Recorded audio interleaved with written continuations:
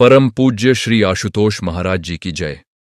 सच्चे दरबार की जय। आज इस पावन सत्संग में हम सब एकत्रित हुए हैं और जो विषय आज हमारे सामने है वह कोई साधारण विषय नहीं है। यह विषय उस रहस्य को छूता है जो सदियों से साधकों के हृदय में एक प्रश्न बनकर धड़कता रहा है। यह प्रश्न है कि जब रात का अंतिम पहर हो, जब आकाश में तारे अभी भी जगमगा रहे हों, जब नगर की गलियां सुनसान हों, जब संसार की भीड़ अपनी नींद में डूबी हो, उस क्षण में एक साधक के भीतर क्या घटित होता है। उस ब्रह्म मुहूर्त में, उस अमृत की वेला में, जब एक शिष्य अपनी आंखें मूंद कर बैठता है और भीतर की ओर यात्रा आरंभ करता है, तब वास्तव में क्या होता है। यह प्रश्न केवल जिज्ञासा का नहीं है, यह प्रश्न उस प्यास का है जो हर उस आत्मा के भीतर जलती है जिसने एक बार श्री आशुतोष महाराज जी के श्री चरणों में बैठकर ब्रह्म ज्ञान की दीक्षा ग्रहण की है। हम जो आज यहां उपस्थित हैं, हम श्री आशुतोष महाराज जी के शिष्य हैं और हम इस बात को जानते हैं, हमने इसे अनुभव किया है कि हमारे गुरुदेव ने हमें केवल एक सिद्धांत नहीं दिया, केवल एक दर्शन नहीं दिया, उन्होंने हमें एक जीवंत अनुभव दिया है। उन्होंने हमारी आंखें खोलीं, भीतर की आंखें, वे आंखें जो बंद रहने पर भी देख सकती हैं, जो शरीर की सीमाओं से परे जाकर उस अनंत प्रकाश को प्रत्यक्ष करती हैं जिसे शास्त्रों ने ब्रह्म कहा है, परमात्मा कहा है, ज्योति स्वरूप कहा है। और यही ब्रह्म ज्ञान है। यह कोई पुस्तक में पढ़ी हुई बात नहीं है, यह कोई कंठस्थ किया हुआ श्लोक नहीं है। यह वह प्रत्यक्ष अनुभव है जो गुरु की कृपा से, गुरु की शक्ति से, गुरु के स्पर्श से शिष्य के भीतर प्रज्वलित होता है। अब आप सोच रहे होंगे कि साधना का समय और ब्रह्म ज्ञान का क्या संबंध है।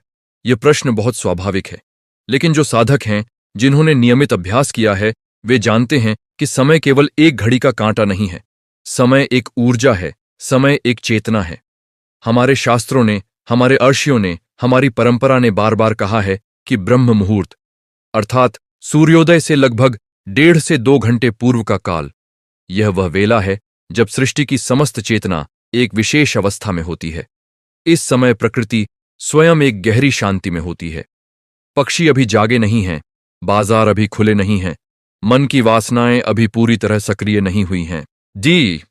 और इसीलिए इस काल में साधक का मन उस सूक्ष्म तल पर जाने में अधिक सक्षम होता है जहां ब्रह्म ज्ञान का द्वार खुलता है। श्री आशुतोष महाराज जी ने अपने शिष्यों को यह बात बार बार समझाई है और यह केवल कहने की बात नहीं है, यह अनुभव की बात है।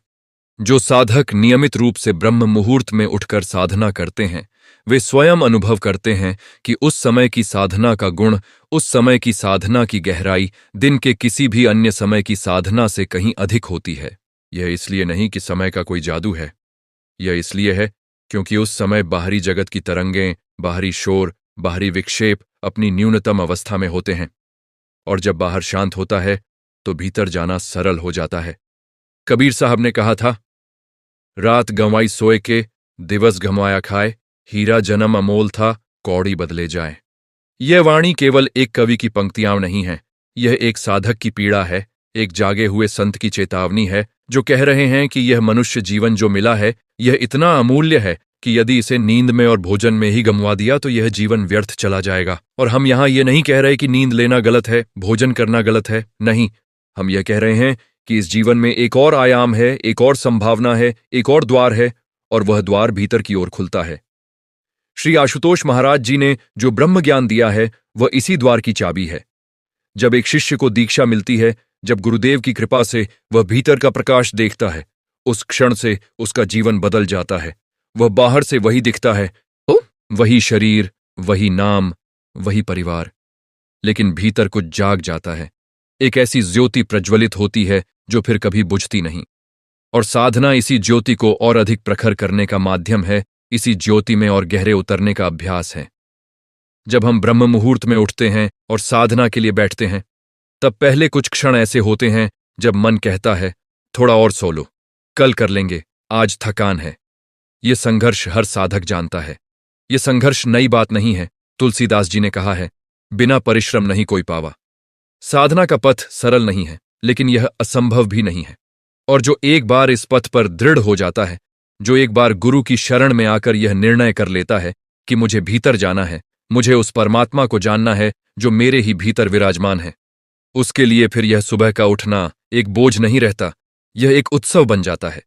एक साधक जो नियमित है वह जानता है कि जैसे जैसे वह प्रतिदिन उस समय उठकर साधना करता है, वैसे वैसे उसका शरीर, उसका मन, उसकी चेतना उस समय के लिए तैयार होने लगती है। एक दिन ऐसा आता है कि बिना किसी अलार्म के, बिना किसी बाहरी जगाने के, उसकी अंतरात्मा उसे उस पावन वेला में जगा देती है। यह अनुभव केवल किताबी नहीं है, हम में से अनेक शिष्यों ने इसे जिया है। जब आप उस समय उठते हैं और आसन पर बैठते हैं, और जब आप गुरुदेव की दी हुई विधि से भीतर की ओर ध्यान लगाते हैं, तब जो होता है वह अवर्णनीय है। एक गहरी शांति उतरने लगती है, ऐसी शांति जो बाहर की दुनिया में कहीं नहीं मिलती, न धन में, न यश में, न प्रेम में, न किसी भी भौतिक वस्तु में। यह शांति तब आती है जब चेतना अपने स्रोत की ओर मुड़ती है, जब वह नदी जो बाहर बह रही थी वापस अपने उद्गम की ओर लौटने लगती है। और यह लौटना ही साधना है, यही ध्यान है, यही भजन है, यही सुमिरन है। श्री आशुतोष महाराज जी ने बार बार अपने प्रवचनों में, अपने सत्संगों में ये बात कही है कि ब्रह्म ज्ञान कोई दूर की चीज नहीं है। परमात्मा कोई बाहर किसी स्थान पर नहीं बैठा है जहां हमें पहुंचना है, वह तो प्रत्येक जीव के भीतर है, प्रत्येक श्वास में है, प्रत्येक धड़कन में है, लेकिन हम उसे देख नहीं पाते क्योंकि हमारी दृष्टि बाहर की ओर मुड़ी हुई है। हमारी इंद्रियां बाहर की ओर खुली हैं, कान बाहरी आवाजें सुनते हैं, आंखें बाहरी दृश्य देखती हैं, मन बाहरी विचारों में उलझा रहता है। और इस सारी बाहरी दौड़ में हम उसे भूल जाते हैं जो हमारे सबसे निकट है, जो हमारे भीतर है। गुरु का कार्य यही है, वह इस दृष्टि को मोड़ देते हैं। वह साधक की चेतना को उस भीतरी दिशा में ले जाते हैं जहां परमात्मा का साक्षात अनुभव होता है। और जब यह होता है, यह ब्रह्म ज्ञान की घटना, तब साधक के जीवन में एक क्रांति आ जाती है। इस क्रांति को समझने के लिए हमें यह समझना होगा कि ब्रह्म ज्ञान का अर्थ क्या है। ब्रह्म ज्ञान का अर्थ है ब्रह्म का ज्ञान, परमात्मा का प्रत्यक्ष अनुभव। यह वह अवस्था है जहां साधक अपनी सीमित पहचान, मैं यह शरीर हूं, मैं यह नाम हूं, मैं यह परिवार हूं, इन सब सीमाओं से ऊपर उठकर उस असीमित सत्ता का अनुभव करता है जो वह वास्तव में है। वेदांत दर्शन इसे ही कहता है, अहम ब्रह्मास्मि, मैं ब्रह्म हूं। तत्वमसि, वह तू ही है। लेकिन यह केवल शब्द नहीं है, यह एक जीवंत सत्य है, और इस सत्य को जीवंत बनाने का कार्य करते हैं एक सद्गुरु। और हमारे युग में, हमारे समय में श्री आशुतोष महाराज जी वह सद्गुरु हैं जो इस कार्य को कर रहे हैं, जो लाखों लाखों जिज्ञासु आत्माओं को यह ब्रह्म ज्ञान प्रदान कर रहे हैं। अब आइए हम यह समझें कि ब्रह्म मुहूर्त की साधना में वास्तव में क्या होता है, क्या प्रक्रिया है, क्या अनुभव है। जब एक शिष्य प्रातःकाल उस पावन वेला में उठता है और साधना के लिए बैठता है, तो सबसे पहले वह अपने गुरुदेव का स्मरण करता है। यह स्मरण केवल एक विधि नहीं है, यह एक संबंध है। गुरु और शिष्य का जो संबंध है वह संसार के सभी संबंधों से परे है। यह वह संबंध है जो आत्मा और परमात्मा के बीच का सेतु है। जब शिष्य गुरु का स्मरण करता है तो गुरु की ऊर्जा, गुरु की चेतना, गुरु का प्रकाश शिष्य के भीतर प्रवाहित होने लगता है। यह कोई काल्पनिक बात नहीं है, यह वह सत्य है जिसे हर दीक्षित शिष्य अपने अनुभव में जानता है।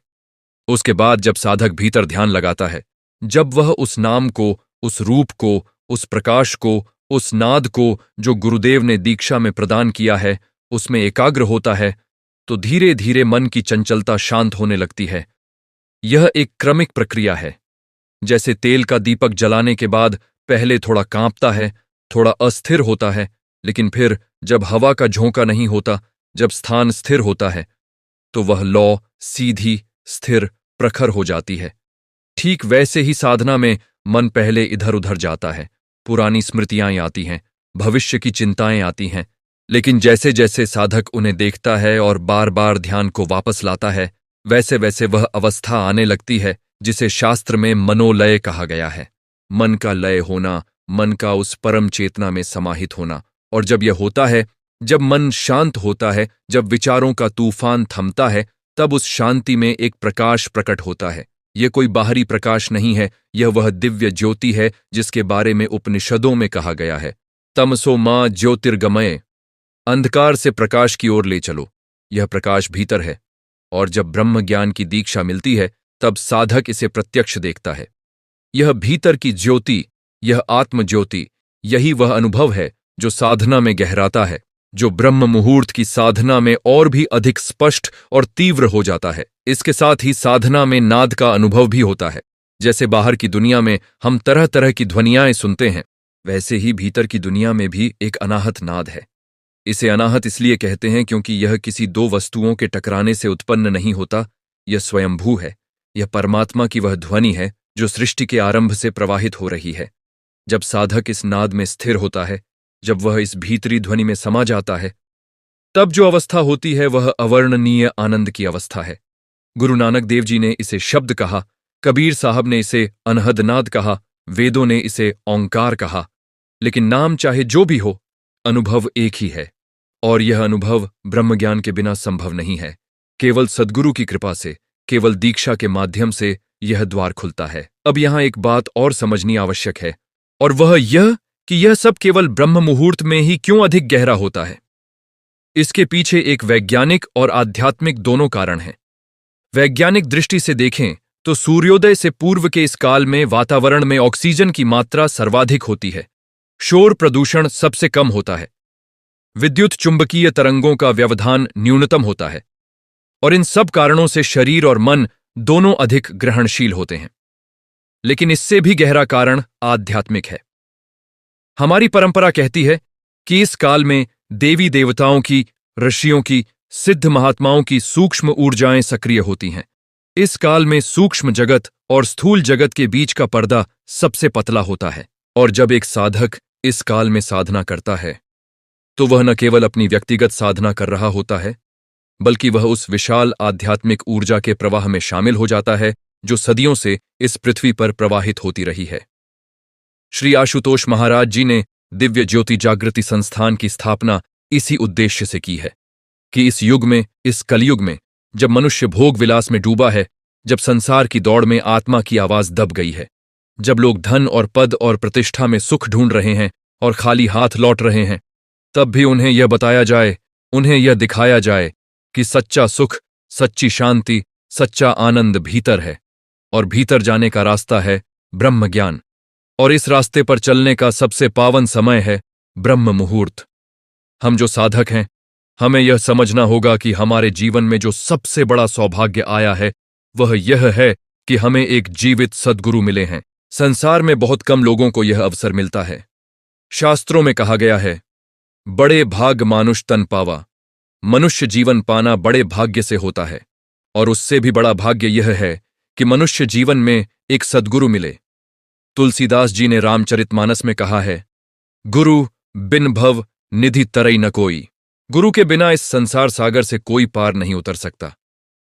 यह वाणी कितनी गहरी है और कितनी सत्य है। हम अपने जीवन में यह देखते हैं कि जिसके पास गुरु नहीं, जिसे ब्रह्मज्ञान नहीं मिला, वह चाहे कितना भी धार्मिक हो, चाहे कितने भी तीर्थ करे, चाहे कितने भी पूजा पाठ करे, उसकी प्यास नहीं बुझती, क्योंकि उसकी यात्रा बाहर की ओर है और परमात्मा भीतर है। हमारे गुरुदेव श्री आशुतोष महाराज जी, जो आज भी हमारे बीच हैं, जिनकी कृपा आज भी हमारे ऊपर बरस रही है, जिनके संकल्प और उद्देश्य से यह संस्था, यह सत्संग, यह आध्यात्मिक आंदोलन चल रहा है, उन्होंने लाखों लोगों को यह ब्रह्म ज्ञान दिया है। और जिसने यह ज्ञान लिया है, जिसने इसे अपने जीवन में उतारा है, जिसने इस साधना को अपनी दिनचर्या का हिस्सा बनाया है, उसके जीवन में एक अद्भुत परिवर्तन आता है। यह परिवर्तन बाहरी नहीं है, यह भीतरी है।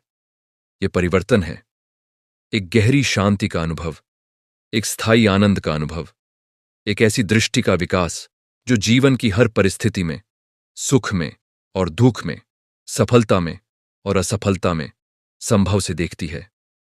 यह संभव कोई उदासीनता नहीं है, जी कस्सिकरा।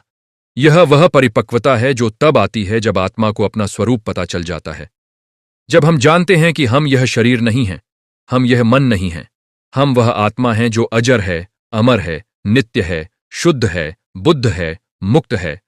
तब परिस्थितियां हमें उतनी विचलित नहीं कर पाती। तब जीवन में एक लय आती है, एक स्थिरता आती है। और यह स्थिरता साधना से आती है, नियमित प्रतिदिन ब्रह्म मुहूर्त में की जाने वाली उस साधना से जिसे गुरुदेव ने हमें सिखाया है। मीराबाई ने अपने पदों में कहा है, पायो जी, मैंने राम रतन धन पायो।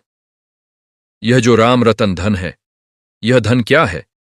यह वह अनुभव है जो भीतर होता है, वह प्रकाश है जो भीतर दिखता है, वह नाद है जो भीतर सुनाई देता है।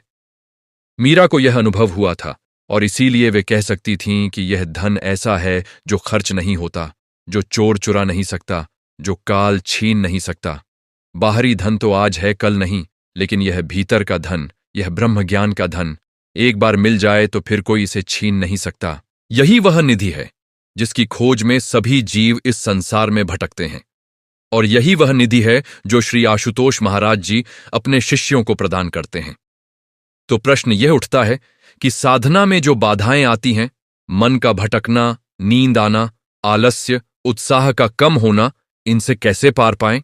यह प्रश्न हर साधक के मन में आता है और इसका उत्तर भी हमें गुरुदेव की शिक्षाओं में मिलता है। पहली बात, नियमितता। साधना में नियमितता सबसे महत्वपूर्ण है। जैसे शरीर को प्रतिदिन भोजन चाहिए, वैसे ही आत्मा को प्रतिदिन साधना चाहिए। जो व्यक्ति कभी करता है कभी नहीं करता, उसकी साधना में वह गहराई नहीं आती जो प्रतिदिन नियमित साधना करने से आती है। दूसरी बात, श्रद्धा। गुरु पर, ब्रह्म ज्ञान पर, इस मार्ग पर श्रद्धा है। जय महाराज जी की। सांचे दरबार की जय।